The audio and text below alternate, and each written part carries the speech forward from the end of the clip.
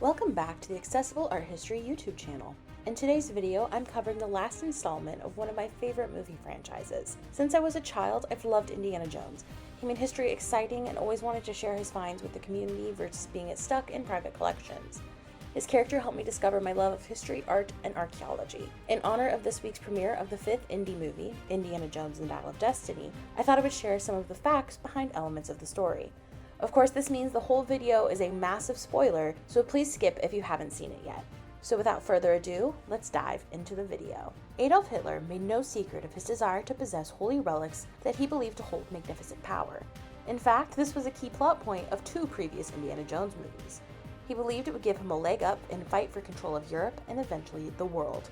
This was fueled by a belief in the occult, spiritualism, and mythology that all fed into the idea that the Aryan race was superior in every sense of the word. Relics like the Holy Grail and the Ark of the Covenant would not only help him gain power, but provide legitimacy for his empire. One of the relics that Hitler was after is known as the Holy Lance. Although it's not quite as famous as its Grail counterpart, this object is still quite important to the history of Christianity. The story comes from the Gospel of John. Because Christ was crucified on the eve of the Sabbath, there was a sense of worry and hurry about him dying quickly enough to be buried in the tomb before it started. Typically, victims of crucifixion would have their legs broken to hasten death, but when they went to do it, the Roman soldiers realized that Christ was dead. Then, one named Longinus stabbed Christ in the side with a spear, and blood and water poured out. This anointed the spear with great power, making it the Holy Lance.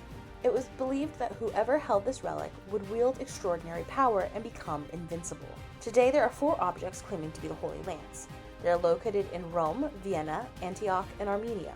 At various times throughout history, the lance was said to have been used by Constantine, Charlemagne, kings of Jerusalem, Holy Roman emperors, and even Napoleon searched for it. No wonder the Third Reich wanted it, and Indy had to try and stop them from getting it. The ANTIKYTHERA machine is one of the most fascinating objects ever discovered. It was found in 1901 by sponge divers off the Greek island of ANTIKYTHERA, where it got its name. Within a year of its discovery, scholars discovered that there were gears inside of the device. This was an amazing find given its age. Experts believed it was constructed between 275 BCE. For the past 120 years, scholars have worked to understand the ANTIKYTHERA machine. It appears that it was a device used for calculating astronomical positions and eclipses before they occurred. It also seemed to run in 4-year cycles, which could have aligned with the Olympic Games. This is absolutely remarkable and highly advanced for the time. In fact, we don't see another device of this caliber or sophistication until the 14th century CE.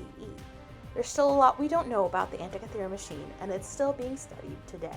In the movie, the ancient mathematician Archimedes plays a big role. He lived somewhere between 287 and 212 BCE in Syracuse, and he is regarded to be one of the greatest minds in antiquity.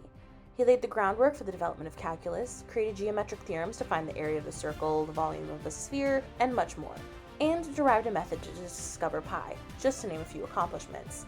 Without Archimedes, much of our modern understanding of math simply wouldn't exist. Archimedes is also famous for inventing machinery. Things like the Archimedes screw to help move water efficiently, and his law of the lever helped create machines that would save his city from ruin during the Roman siege. Sadly, he died during the event, despite Romans having explicit instructions not to harm the genius.